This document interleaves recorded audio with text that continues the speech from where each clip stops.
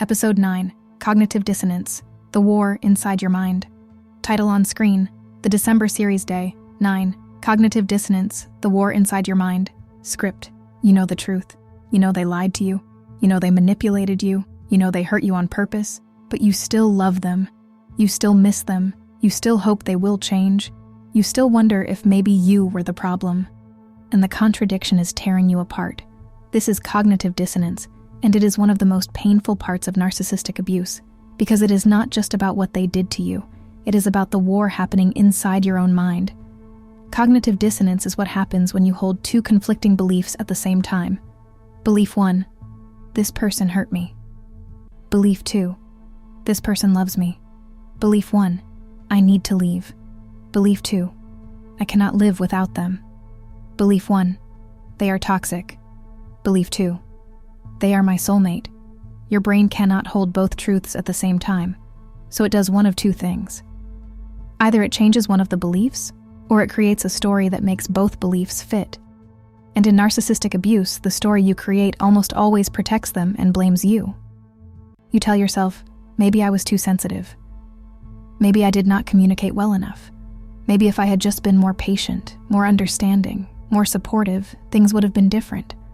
But that is not the truth. That is cognitive dissonance. Your brain is trying to make sense of something that does not make sense. Because the person who said they loved you should not have treated you that way. The person who called you their answered prayer should not have discarded you like trash. The person who promised forever should not have replaced you in a week, but they did. And your brain is scrambling to reconcile the contradiction. Psychologically, cognitive dissonance creates intense mental stress. Your mind is literally at war with itself, and to relieve that stress, your brain will do whatever it takes to create consistency, even if that means rewriting reality. You start minimizing the abuse. It was not that bad. Other people have it worse. At least they never hit me. You start justifying their behavior. They had a hard childhood. They have trauma. They do not know how to love properly. You start blaming yourself. I pushed them away. I was not good enough. I should have tried harder. And the more you do this, the more trapped you become. Because now you are not just fighting them. You are fighting yourself. Cognitive dissonance is why you defend them to people who are trying to help you. Your friend says, they treated you terribly. And you say, you do not understand.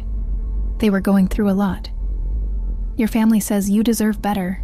And you say, but they are a good person deep down. Your therapist says this is abuse. And you say, but I still love them. You are not defending them because you believe they are right. You are defending them because admitting the full truth would shatter the story you have been telling yourself. And that story is the only thing holding you together. But here is what you need to understand. The story is a lie, and as long as you keep telling it, you stay stuck. Spiritually, cognitive dissonance mirrors the struggle we see in Romans chapter 7.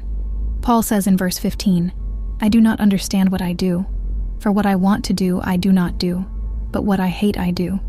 He is describing the war between what he knows is right and what he keeps doing anyway.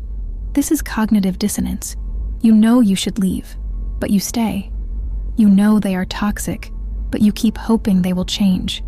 You know the relationship is destroying you, but you cannot let go.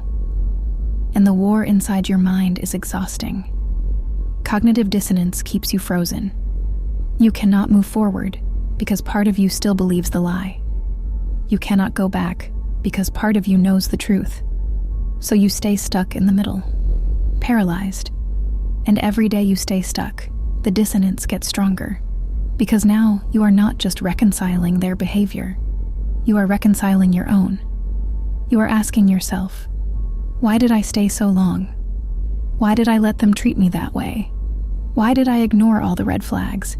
And the only answer that makes sense is, because I was stupid, because I was weak, because something is wrong with me. But that is not the answer. The answer is cognitive dissonance. Your brain was doing what brains do in abusive situations. It was trying to survive. And survival sometimes means believing a lie because the truth is too painful to face. But you cannot heal while you are still lying to yourself. You have to face the dissonance. You have to stop making excuses. You have to stop rewriting history. You have to stop protecting someone who never protected you. Here is how you break cognitive dissonance. First, you have to name it. You have to say out loud, I am holding two conflicting beliefs, and one of them is not true. Second, you have to choose which belief to let go of. And here is the hard part. You have to let go of the belief that protects them. You have to stop telling yourself they loved you, because love does not devalue. Love does not discard. Love does not manipulate.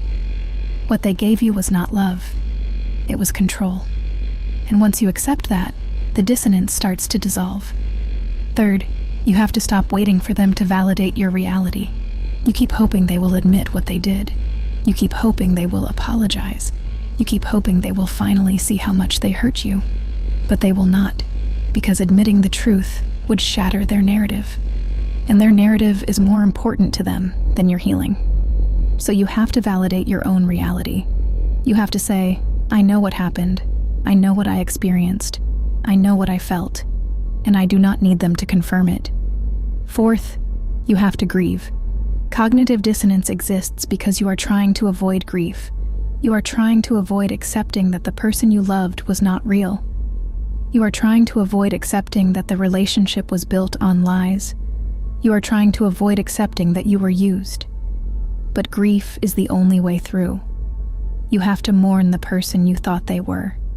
You have to mourn the future you thought you would have. You have to mourn the version of yourself that believed the fantasy. And once you grieve, the dissonance loses its power. Because you are no longer trying to hold two conflicting truths. You are accepting one painful truth, and painful truth is better than comfortable delusion. 2 Thessalonians chapter 2 verse 10 says, "They perish because they refuse to love the truth, and so be saved." Cognitive dissonance keeps you from loving the truth. It keeps you clinging to the lie because the lie feels safer.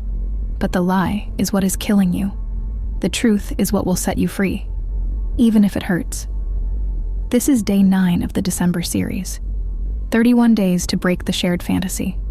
The war inside your mind is real, but you do not have to keep fighting it. You just have to choose the truth. Tomorrow, we are going to talk about gaslighting, the tactic that makes you question your own reality, and how they use your confusion to stay in control. Episode 9, complete. This one exposes cognitive dissonance, the mental war that keeps victims stuck between knowing the truth and believing the lie, and provides a path to resolution through accepting reality. Ready for episode 10, gaslighting? We're diving deeper into the manipulation tactics in week 2,